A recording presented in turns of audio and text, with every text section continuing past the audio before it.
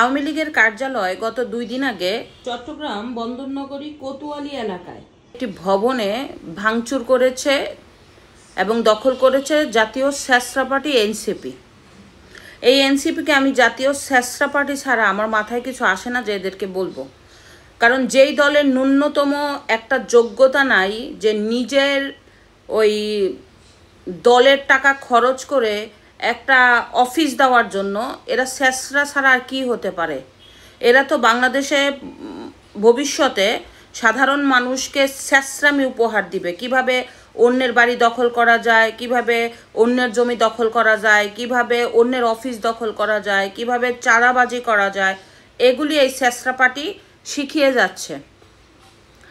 এই স্যাঁচরা পার্টি এখন প্রকাশ্যে গণমাধ্যমকে বলতে যাচ্ছে যে শুনতে পাই যে এখানে নিষিদ্ধ সংগঠন আওয়ামী লীগের বিভিন্ন ধরনের নেতা কর্মীরা বিভিন্ন সময় এখানে মিটিং করে, অনেকগুলো ঝটিকা মিছিলের নেতৃত্ব কিন্তু এখান থেকেই হয়েছে এবং এখানে তার আগে এসে এগুলো নিয়ে ডিসকাস করে।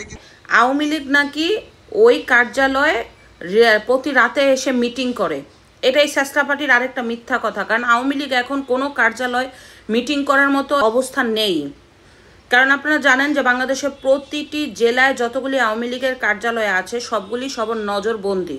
ওখানে আওয়ামী লীগ এসে ওই কার্যালয়ে মিটিং করবে, এটা যে বেহাদি একটা মিথ্যা কথা, এটা হচ্ছে স্পষ্ট।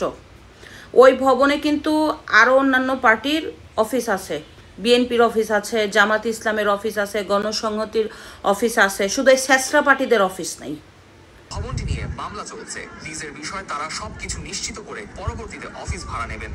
এর জন্য এই স্যাঁচরা পার্টি মানে নিজেদেরকে একটু বড় রাখার জন্য বিএনপি জামাতের যেখানে অফিস আছে সেইখানে তাদের অফিস করার জন্য খুব নিখুঁতভাবে আওয়ামী লীগের কার্যালয়টা ভেঙে দিয়েছে।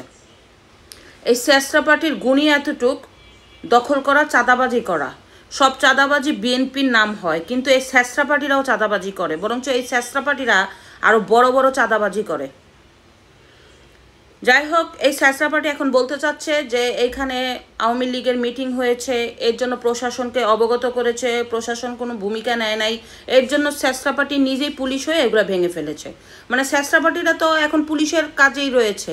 স্যাঁচরা পার্টিতে তো এখন বাংলাদেশের অন্যতম পার্টি, কারণ ডক্টর ইউনূস এই স্যাঁচরা পার্টিদের বাংলাদেশের অন্যতম তৃতীয় বৃহত্তম দল মনে করে।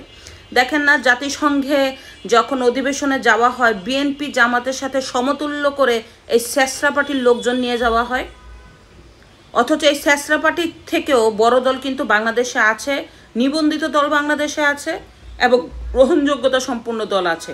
আওয়ামী লীগ 14 দল বাদ দেন, এদের ছাড়াও।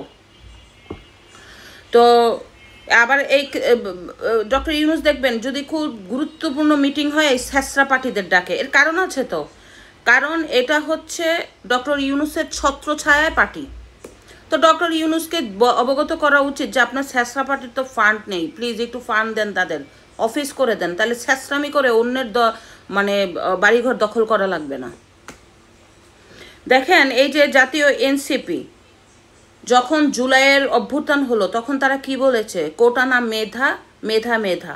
অথচ এই স্যাঁচরা পার্টির নেতাকর্মীরা জুলাইয়ের 24-এর গণ অভ্যুত্থানের পরে এই জুলাইয়ের কোটাতেই মন্ত্রী, জুলাইয়ের কোটাতেই তাদের শ্বশুর বিচারপতি, জুলাইয়ের কোটাতেই কমিশন বাণিজ্য, জুলাইয়ের কোটাতে নিয়োগ বাণিজ্য, জুলাইয়ের কোটাতে চাকরি এই স্যাঁচরা পার্টির নেতাকর্মীদের হয়েছে।